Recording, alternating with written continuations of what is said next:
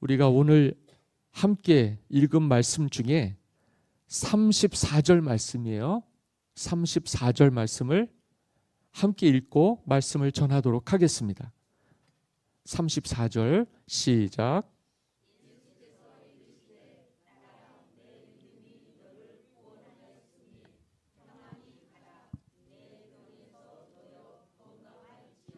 아멘. 예수께서 이르시되 따라 내 믿음이 너를 구원하였으니. 오늘 내 믿음이 너를 구원하였으니 라는 제목으로 말씀을 증거하도록 하겠습니다. 여기 제가 요즘 지금까지 이렇게 목회하면서 인내심의 한계가 다다르고 어떤 상황이 끝이 좋지가 않아서 다가올수록 절망할 수밖에 없는 사람들을 많이 만났어요. 많이 만났는데 여러분, 답은요, 예수님이 답입니다. 왜 그렇게까지 되도록 우리가 잊고 살았나 싶지만은 그래도 이 땅에 예수 그리스도가 답이 되시니 얼마나 감사해요.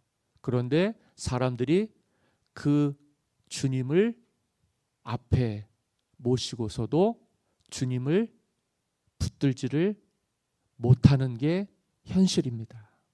해보려고 애쓰고 노력하고 해도 안 돼도 그래도 어떻게 해서든지 인간적으로 문제를 풀어보려고 하는 분들이 있는데, 우리 예수 믿는 사람들은 그 인생의 생사화복을 주관하시는 하나님이 계심을 깊이 아셔야 돼요. 그러면 생각보다 우리의 삶의 문제는 쉽게 해결이 됩니다. 근데 이거를 못 풀면 평생 못 해결하고 생을 마감하는 거예요. 그런데 이걸 하나님이 우리로 하여금 기회 있을 동안에 주님 복음 전하게 해주셔서 이 진리 모르는 사람들에게 이 진리를 알게 해준다면 큰 복이 되게 하실 줄 믿습니다. 오늘 마가복음에 나오는 5장 25절에서 34절에 오늘 우리가 읽은 말씀은 결론의 말씀입니다만, 12해를 혈루증을 앓던 여인을 예수님께서 고쳐주신 이야기가 여러분들에게, 또 주님 알지 못하는 인생들 가운데 절망하는 사람들에게 귀한 실마리가 되고 해결의 열쇠가 돼서 이제부터는 풀리고 해결되고 또 잘되게 전화위복의 은혜가 넘치게 되시기를 예수님의 이름으로 간절히 축원합니다. 25절 말씀인데요, 함께 읽겠습니다. 시작.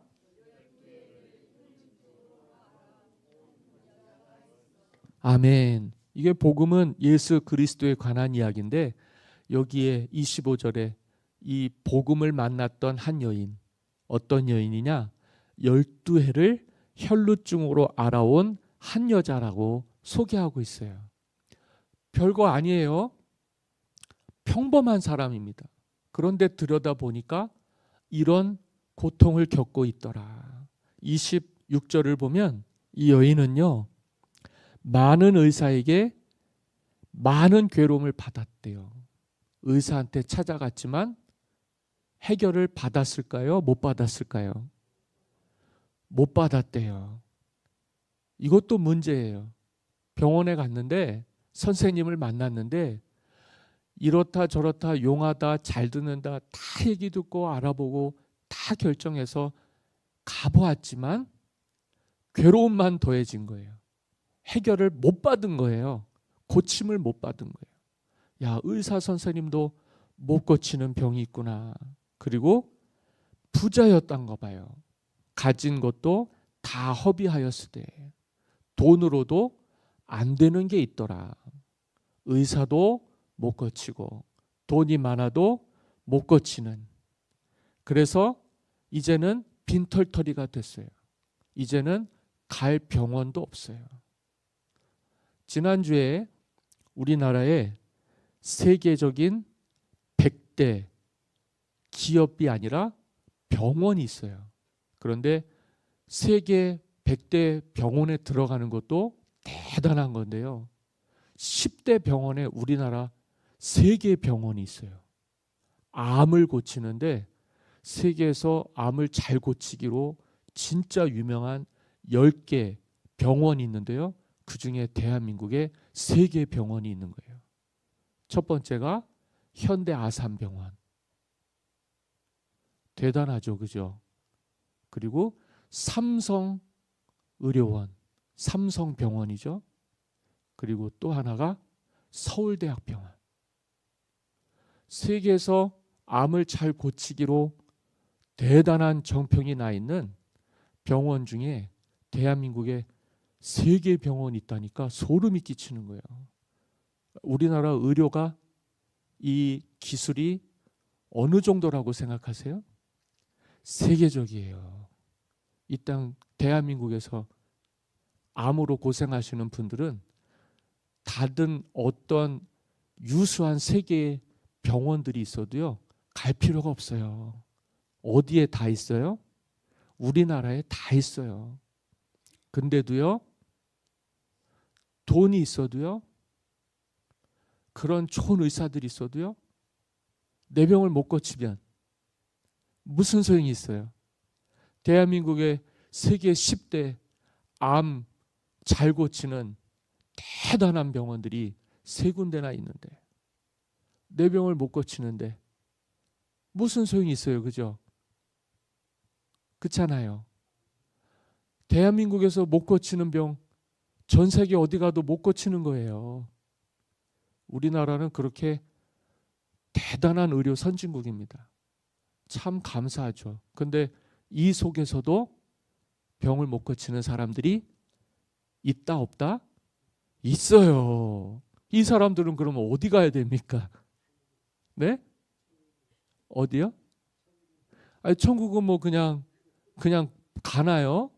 예수님 믿어야 가는데. 그게 있어요. 사람은요, 할 수 없는 게 있어요. 하나님만 하실 수 있는 게 있어요. 오늘 우리가 거기에 집중해야 됩니다. 내 얘기가 아니구나. 그러시면 안 돼요. 하나님이 사랑하시는 사람들은요, 다 하나님께서 그 사람에 대한 계획과 뜻이 있으셔서요, 딴 길로 가지 않게 해요. 왜 12해 동안 혈루증이라고 의학적으로는 우리 집사람도 이 자궁에 혹이 있어갖고 정기적으로 뇌졸중 때문에 1년에 한 번씩 검사를 받거든요. 근데 의사 선생님이 잘 유지가 되고 있습니다 하다가 몇 년 전에 빈혈이 많은 거예요. 왜 빈혈이 생겼을까? 그러니까 의사 선생님은 그것 때문에 상당히 신경을 쓰시는 거예요. 아니, 왜 잘 드시라고 그랬는데, 그리고 잘 유지가 되고 있는데 왜 빈혈에 걸리시는가? 무슨 문제가 있는가? 그래서 자꾸 물어봐요. 그래서 빈혈약을 추가를 했어요. 그런데 이게 가만히 보니까 이제 생리가 이제 갱년기가 되면 멈추잖아요. 그럴 때가 됐는데 너무 과하게 하혈을 하는 거예요. 너무 과하게. 제 친구 목사, 선배 목사님 아내가 제 대학교 동창 동기거든요. 이 친구는 일산에 가갖고 너무 빈혈이 심해서요, 자궁의 혹 때문에 수술을 했어요. 그래서 물어봤어요. 어떠냐 그랬더니 살 것 같다는 거예요. 예전에는 너무 심해가지고요, 서 있을 수가 없었다는 거예요. 야, 우리도 비슷하다. 그런데 이 병은 아닙니다. 12회를 혈루증이라고 하는 이 병은 아주 소량인데요, 여인이 질에서 피가 계속 흐르는 병이에요. 과한 것도 아니에요. 작은 건데 이게 이 여인을 엄청나게 괴롭히는 거예요. 특별히 유대 사회는 돈이 많은 부자라도요. 그리고 아무리 사회생활 잘하는 상류층이라도요. 부정하다. 이게 이제 유대인들의 율법에 부정하다 하는 것들이 있어요. 그러면 공동체 안에서 이들은 제외가 되게 돼 있어요. 그 중에 하나가 뭐냐면 월경을 하거나 몸에서 피가 나오거나. 이 피는요, 우리에게 있어서는 소중한 생명과도 같지만 이 피가 묻어나거나 또 이렇게 흐른다고 했을 때에는 모든 공동체 사회생활이 다 차단이 됩니다. 왜냐? 깨끗하지 못하다. 쉽게 말하면 더럽다. 그래서 제사도 못 드려요. 가정생활도 못해요. 사회생활도 못해요. 왜요? 그 사람 가까이 하면 나도 부정하다고 생각하는 거예요. 굉장히 무지한 거죠. 그런데 율법의 정한 기준 때문에 그 당시에 이런 여인들이 말도 못하게 고통을 겪은 거예요. 어떻게 하려고 이 여인이 몸부림을 쳤냐면 깨끗하다고 인정을 받기 위해서. 그러려면 혈루증이 멈춰야 되는 거예요. 제사장이 깨끗하다, 다 됐다고 제사장이 해줘야 되는 거예요. 선고를 해줘야 되는 거예요. 깨끗하고 더러운 건 그 시대의 종교 지도자들 대제사장의 몫이었어요. 의사가 괜찮다고 그래도 병이 고쳐질 때 예수님이 많은 병자들 고쳐주시면서 제사장에게 가서 내 몸을 보여라 하는 사람들이 있어요. 이 사람들은 사회생활 못하고 추방됐거나 격리되거나 부정하다 해서 일상생활을 못하던 사람들입니다. 그래서 주님은 이들을 고쳐주시는 거예요. 그리고 일상생활을 하게 해주시는 거예요. 여러분, 일상생활이 뭐가 그렇게 큰 대단한 거겠어요. 그런데 일상생활을 하지 못할 만큼 사람들과의 관계, 또 사회생활에서의 어떤 관계들 때문에 그걸 못하는 사람들은요, 그 작은 일상생활도 엄청 소중한 거예요. 12해를 그렇게 살았는데 소원이 뭐였겠어요? 하나님, 나 정상적인 일상생활로 돌아가게 해주세요. 대단한 거 아니에요. 부자 되게 해주세요. 성공하게 해주세요. 그게 아니에요. 사람들이 나를 부정하다 해서 거리를 두고 멀리하고 침뱉고 손가락질해요. 제사장이 한마디만 해주면 되겠는데 내가 제사장한테 갔을 때 몸에서 계속 피가 흐르니까 그걸 제사장한테서 선고를 받지를 못해요. 그러니까 그 시절 1년도 아니에요. 12년이에요. 여러분, 무슨 문제 가지고 며칠이면 여러분들이 인내로서 감당하겠습니까? 하루면 되겠어요? 일주일이면 되겠어요? 한 달이면 되겠어요? 1년이면 되겠어요? 제가 보니까 우리가 인내로 구원을 받거든요. 인생 문제가 해결이 안 될 때 우리는 절망하게 되는데 그걸 견디는 사람이 구원을 받아요. 근데 터널을 통과할 때는요, 끝이 보이지가 않아요. 그러니까 사람들이 뭐 하게 돼요? 희망이 사라지니까 절망하게 된단 말이에요. 그러면 어떻게 돼요? 멈추게 돼요. 그러면 빠져나올 수 있어요? 없어요?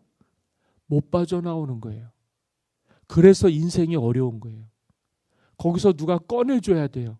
자기 스스로는요, 절망을 극복할 수가 없어요. 해도 안 되는데 그럼 어떡합니까? 노력해도 안 되는데 어떡합니까? 가지고 있는 것 이제 이거 하나만 남으면 우리는 끝나는 거다. 끝나는 거다. 그래서 내 소유가 다 사라지고 이제는 끝이구나 하는데 그때 누구를 만나게 되냐면, 야, 이거 너무 신기한 거예요. 예수님을 만나게 되는 거예요. 다 누구의 계획일까요? 하나님의 계획이 있다. 그래서 저는 절망 속에서 어두운 터널을 통과하는 분들을 위해 기도 많이 합니다. 내가 꺼내줄 수는 없어요. 그런데 그 분을 주님께서 그 절망에서 만져주시고 붙들어 주셔서 절망이 희망이 되게끔 터널을 통과할 수 있는 힘과 능력을 주시기를 바라죠. 그런 분들이 많습니다. 너무 많습니다. 목사님, 나 한계입니다. 더 이상 못합니다. 인내하십시오. 인내로 구원받는 겁니다. 내가 하는 거 아닙니다. 하나님이 하시는 겁니다. 인내하셔야 됩니다. 끝이 있을까요? 없을까요? 있어요. 1년이 될지 2년이 될지 5년이 될지 10년이 될지 이런 문제 가지고 12년을 이 여인은 씨름하고 또 벗어나 보려고 몸부림을 쳤는데 안 됐어요. 그래서 삶의 끝자락에 선 거예요. 그런데 그때에 하나님의 은혜가 그에게 가까이 온 겁니다. 읽겠어요.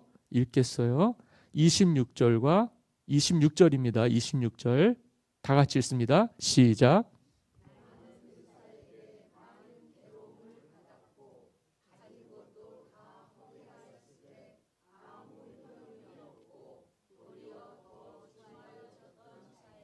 문제는 그런 거죠. 조금씩 나아져야 되는데 나아지는 기미가 없고 안 될 때는 더 안 되는 것 같고 그게 끝자락에 이르러서는요. 최고치를 갱신을 해요. 못 참겠다. 견딜 수 없다. 사람들이 포기하게 되는 그런 상황을 맞이하게 되는데 27절이죠. 이 여인이 누구의 소문을 들었냐면 이 소문을 듣습니다. 다 같이 읽습니다. 시작.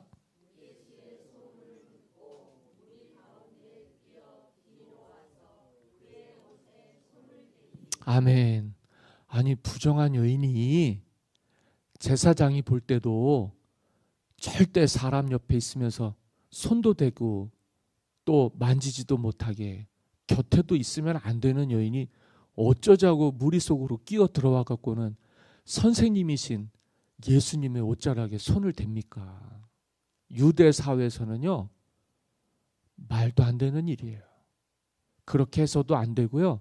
그렇게 해서는 자기만 부정한 게 아니라 그 옷을 만져서 손을 댄 사람도 부정하게 되는 거예요. 다 죄인이 되는 거란 말입니다. 근데 이 여인이 누구의 소문을 들었다고요? 예수님의 소문을 들었어요. 이 여인은 예수님이 살아계신 하나님의 아들이신 줄 믿었습니다. 그분은 우리 인생을 창조하시고 주관하셔서 하지 못할 일이 없는 줄 아는 거예요. 왜냐? 예수님이 다니시면서 뭐 하셨어요? 말씀 사역하시고 치유 사역을 하셨어요. 야, 고침받을 수 있구나. 다른 사람한테는 의사 선생님한테는 돈을 많이 들여서 무슨 수단 방법을 써도 안 되는 게 있습니다만 대한민국에서도 못 고치는 병이 있고 대한민국에서도 안 되는 것이 있겠지만은 그럼에도 불구하고 주님이 일하시니까 그게 굉장히 중요한 거예요. 주님이 이 땅에서 말씀을 전파하시고 병을 고쳐주시니까 그 예수님에 대한 소문이 그 여인에게도 들어간 거죠. 그런데 그 여인이 예수님이 많은 무리에게 둘러싸여진 상태에서 자기 앞을 지나가시는 거예요. 달려드는 거죠. 희망이 뭐가 있겠어요? 뭐라도 하나 붙잡으려고 하는 건데 그래도 그게 제대로 된 나의 붙잡음이라면 성공하는 겁니다. 야, 여태껏 했는데 되겠나? 이러고서 그냥 희망 없이 물끄러미 내가 부정한 사람인데 저 선생님께 손을 대갖고 저 선생님까지 부정해지면 어떻게 하나 이런 생각 안 했어요. 유일한 희망, 유일한 나의 문제를 해결해 줄 유일한 열쇠가 되시는 예수님 앞에 있으니까 그걸 뛰어넘는 거예요. 은혜는요, 불가능한 거를 가능케 하는 게 은혜입니다. 사람이 할 수 있는 거를 그저 해냈다고 해서 아유, 은혜 받았습니다. 그래요? 에이, 저 정도는 나도 할 수 있지. 저 정도는 누구나 할 수 있지. 근데 은혜라고 하는 건 한계 상황을 뛰어넘는 게 은혜예요. 적어도 주님이 내게 그런 은혜를 베푸시려고 우리에게 가까이 왔어요. 그랬는데 그 주님을 믿는 믿음이 나의 한계를 뛰어넘을 수만 있다면, 나와 바꿀 수밖에 없을 만큼 목숨과 바꿀 수밖에 없는 정말 큰 목적이 될 수 있다면, 나는 이 주님 안 만나면 죽는다. 나는 이 주님 못 만나면 나는 끝이다. 그러니까 할 수 있는 방법은 뭐밖에 없어요. 주님 붙드는 방법밖에 없고 주님 만지는 방법밖에 없는 거예요. 그걸 하면 안 되는 건데도 불구하고 그에게는 그와 같은 마음이 자기의 한계를 뛰어넘은 겁니다. 해서는 안 되는, 유대 사회에서는 있을 수 없는 일인데 이 여인은 그걸 한 거죠. 일상생활, 사회생활 정상적으로는 못하는 분들이 많아요. 이것 때문에 안 되고 저것 때문에 안 되고 신분 때문에 안 되고 나이 때문에 안 되고 차별 때문에 안 되고, 그럼 우리 사회에서는요 성공할 수가 없어요. 뭐 때문에 안 되고 뭐 때문에 안 되고 뭐 때문에 안 되고 하다 보면 된다는 것보다 안 된다는 게 많잖아요. 그러면 맨날 안 되면서 살아야 됩니까? 저는 그렇게 생각하지 않습니다. 그러면 우리가 어떻게 희망을 갖고 살 수 있겠어요? 야, 이것도 안 된다더라. 저것도 안 된다더라. 우리가 매번 그렇게 살면 뭐가 사라질까요? 희망이 사라져요. 희망이 사라지면 문제가 뭐예요? 인생이 절망으로 떨어지는 거예요. 그래서 선택지가 없어요. 인간관계 다 무너지고요. 모든 것 다 차단하고요. 사람이 자기 속으로 숨는데요. 아무도 꺼내줄 사람이 없습니다. 문제가 오래되고 한계 상황이 넘어가게 되면 오늘 우리는 할 수 없다 생각하고 주저앉게 되는데 다시 한번 힘을 내시라는 거죠. 주님이 함께 하시니까요. 여러분들이 몰라서 그러는 건 아닐 거예요. 그래도 주님이 오늘 우리에게 가까이 계십니다. 주님의 인도하심과 이끄심을 바라보시면서요. 그걸 뛰어넘으셔야 돼요. 내가 할 수 없지만 그래도 이 기회 지나가면 어떻게 되겠는가. 내 뜻대로 되지는 않고 하나님 뜻대로 된다고 그러는데 이왕 믿을 바에 주님 믿어서 사는 게 낫지 않겠어요? 별로신가 봐요. 별로신가 봐요. 진짜 절박하면, 진짜 끝자락에 이르면 여러분 지푸라기라도 붙잡는 거 아니겠습니까? 요번에 119 구조대원 한 사람이 뻘에 들어갔던 70대 중국인이었나 봐요. 그런데 어떻게 혼자 들어가 갖고 그 구조자를 찾았는데 구명조끼 입은 거 하나밖에 없어 갖고 그 사람한테 입혀주고는 그 사람은 실종자였다가 찾았고 그 구조대원은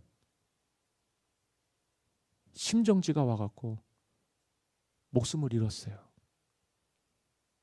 아니 남을 살리겠다고 그 긴박한 상황에 조끼를 벗어주면 자기는 어떻게 됩니까? 그렇잖아요? 그래도 그 구조된 사람은 남 희생 덕분에 산 줄 알고 잘 살아야 될 거예요. 왜 그렇게 됐는지는 모르겠지만 저와 여러분들은 내가 죽을 상황 속에서 누군가의 희생을 통해서요. 내가 산 줄 아셔야 됩니다. 예수 그리스도의 십자가 죽으심과 부활이 없었으면 저와 여러분들은 사는 게 아닐 거예요. 주님이 나를 지옥 갈 사람, 건져주셔서 구원해 주셔서 생명 얻고 천국 가게 해주시는 대신에 자신이 나를 대신해서 십자가에 달려 죽으시지 않으셨습니까? 그러니까 어지간하면 주님 붙드십시오. 내가 이렇게도 해보고 저렇게도 해보고 다 해보고 그 다음에 맨 마지막에 주님 의지하겠습니다. 이러지 마십시오. 기회가 있을 거예요. 때가 있을 거예요. 이런 상황을 우리가 인위적으로 내 뜻대로 하는 것보다는 주님이 조건 따지셨나요? 환경 따지셨나요? 묻고 따지지 않고 나 한 사람 살리겠다고 그 위험천만한 세상에 오셔서 자기 목숨을 희생해서 나를 살려주셨는데 그 주님을 어떻게 우리가 믿어야 되겠어요?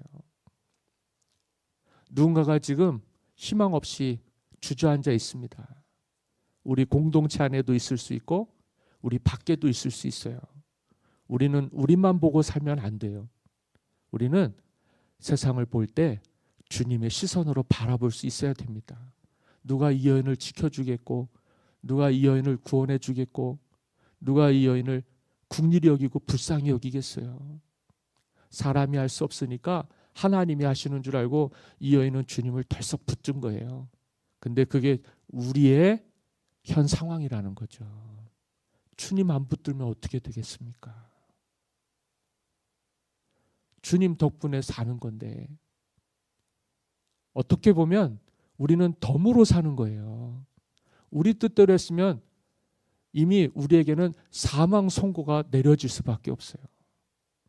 죄에 대해서는 죽고 의에 대해서는 살리시려고 우리를 죄에 대해서 철저히 주님이 십자가의 제물이 되셔서 해결을 해주셨어요. 그래서 우리는 예수님만 믿으면 멸망하지 않고 영생을 얻게 해주신 거예요. 이걸 구속의 은혜라고 하는데 이건 구조대원이 구명조끼 벗어준 것과 비슷한 거예요. 같을 수는 없어요. 같을 수는 없어요. 내 목숨이 위태한데 왜 남 살리겠다고 내 유일한 생명 장치를 벗어주냐고요. 그렇잖아요. 그런데 우리 사회는 그런 사람들을 의인이라고 하는데 여러분 그분보다 더 귀한 분이 계세요. 주님이시란 말씀입니다. 그분도 귀해요. 이렇게 하면은요 하나님의 나라에서 큰 영광을 얻습니다. 그렇잖아요. 주님이 그런 사람들을 얼마나 귀하게 여기겠어요. 자기도 알고 그도 아는 영혼의 생명의 구원을 받은 자입니다. 하나님이 오늘 우리에게 살리는 은혜를 주시고 건지는 은혜를 주시기를 간절히 바라요. 에이, 그저 그럴 수밖에 없겠거니. 에이, 인생이 그런 거겠거니. 그러면 어떡하냐고 걱정 근심만 하는 게 아니라 하나님 살려주십시오. 이 여인처럼 주님 만나게 해주셔서 살려주십시오. 많은 애를 당했고 이래도 안 되고 저래도 안 되는데 우리 주위에 그런 사람들이 얼마나 많아요. 그냥 우리가 지금 이대로도 감사하고 좋기는 하지만 그래도 주님이 우리를 이렇게도 불쌍히 여겨주시고 긍휼히 여겨주셔서 삶을 살게 해주셨는데 우리 또한 믿음을 더 세우고 나 자신을 쓰러진 나를 믿음 없는 나를 연약한 나를 세우고 주님 바라보시면서요. 나도 살고 너도 살고 우리가 다 사는 길이 열릴 수 있게 되기를 간절히 소망합니다. 여기 성경을 보니까 그가 예수님의 옷에 손을 대었을 뿐만 아니라 28절을 보시면 이는 내가 그의 옷에만 손을 대어도 무엇을 받으리라 생각했어요? 구원을 받으리라. 이게 은혜예요. 아, 내가 주님께 나 고쳐달라고 얘기할 어떠한 사회적 환경도 안 되고요. 그렇게 해서도 안 되는 건데 차라리 그럴 바에는 주님 옷에라도 손을 대야 되겠다. 설마 이것까지 내가 못할까 싶어가지고는요. 그렇게 해도 구원받을 줄 믿은 거예요. 이걸 어떤 믿음이라 그래요? 대단한 믿음이죠. 옷에 손 댄다고 뭐가 낫겠어요? 그렇잖아요. 바울 손수건을 만지는 사람 그의 물건, 소지품 병든 사람한테 가져다가 갖다 대면 낫기도 했다 그랬어요. 참 중요한 거예요. 별것 아닌 것 같은데 어떤 마음이 그 사람을 살리는 겁니까? 간절한 믿음이요. 절박한 믿음이요. 이렇게라도 하면 그래도 고쳐주시겠지. 내가 이렇게라도 하면 하나님이 헤아려 주시겠지. 그는 그렇게 믿었다는 거예요. 그리고 29절입니다. 다 같이 읽습니다. 시작.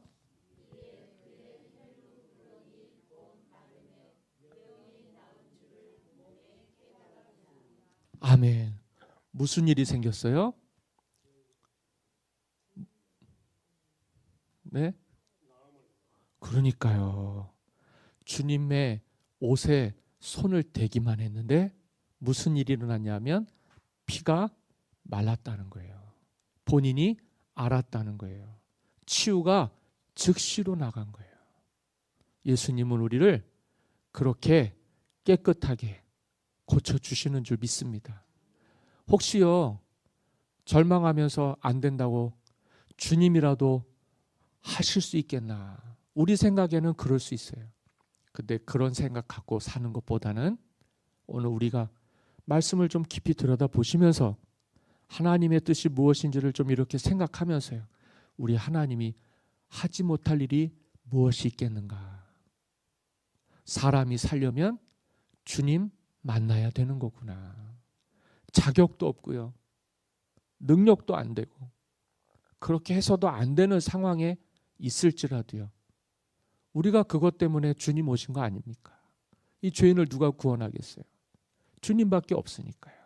우리를 위해서 우리에게 자기의 몸을 내어주시고 대신 우리를 살리신 주님의 은혜가 오늘 우리 가운데 큰 믿음의 증거들이 돼서요. 살아나게 되기를 바랍니다. 저는 교회가 그렇게 됐으면 좋겠어요. 그래도 교회 가면 주님 만날 수 있겠지. 비전 광림교회 나오면 예수님 만날 수 있겠지. 그건 저와 여러분들의 몫이에요. 어디를 그렇게 오냐 그러고 어디 그런 사람이 여기로 오냐고 그러지 말고 누구든지 예수님 믿으면 멸망하지 않고 구원 얻겠다 그랬으니 어서 오시오 하고 절망해서 주저앉아 있는 사람들 구원해낼 수 있는 믿음의 사람들이 되시기를 바라고요. 여러분들도 그렇게 사십시오. 여러분들도 그렇게 사십시오. 예수밖에 없다. 주님밖에 없다. 예배에서도 성공하시고요. 삶에서도요. 승리하시고요. 기도에서도 하나님이 우리에게 새 힘을 주셔서요. 왜 할 수 있는데 안 해요? 하면 된다니까요. 그건 나 자신을 뛰어넘어야 돼요. 나 이것 때문에 안 됩니다. 난 이것 때문에 못 하겠습니다. 몸이 약해서 그래요. 무릎이 아파서 그래요. 여러분, 그렇게 사는 거 아니에요. 그렇게 사는 거 아니에요.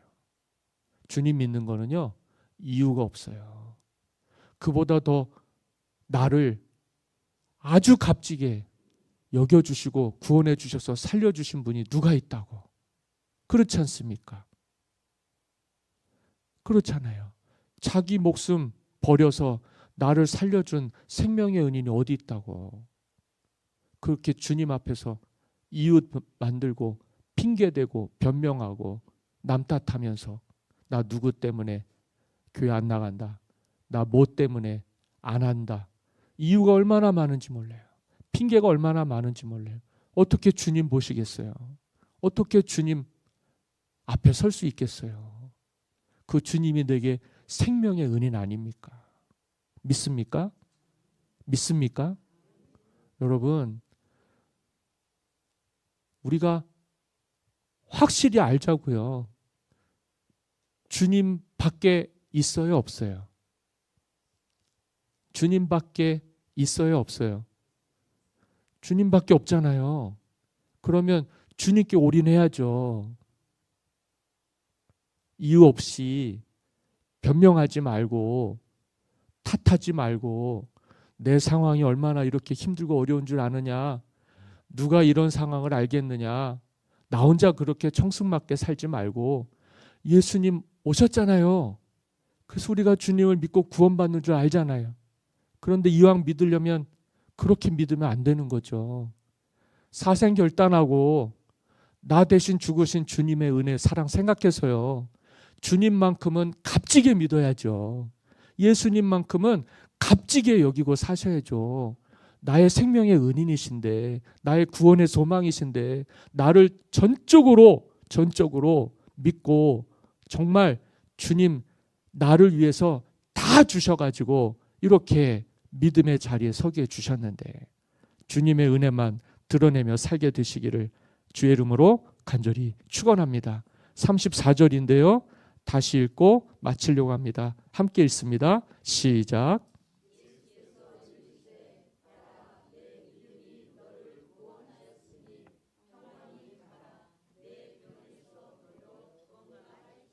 아멘. 여기 뭐라 그랬어요? 딸아, 내 믿음이 너를 살렸다. 누가 살렸어요? 주님이 살려주셨다고 안 했어요. 야, 내가 너 살렸어. 안 그랬어요. 야, 너가 그렇게 믿어서 네가 산 거야. 예수밖에 없는 줄 알고, 주님 아니면 안 되는 줄 알고, 그 시간 지나가면 끝나는 줄 알고 매달렸더니 이게 전적인 신뢰와 전적인 의존이라 그래요. 나는 완전히 하나님께 속한 사람입니다. 주님밖에 아무것도 없습니다. 내가 다른 이름 구하지 않겠습니다. 오직 예수님의 이름만 구하겠습니다. 이게 그 사람을 살리는 거예요. 내 믿음대로 될지어다. 여러분들이 큰 믿음의 주인공들이 되시기를 바라고요. 믿으면 하나님이 영광을 보게 해주십니다.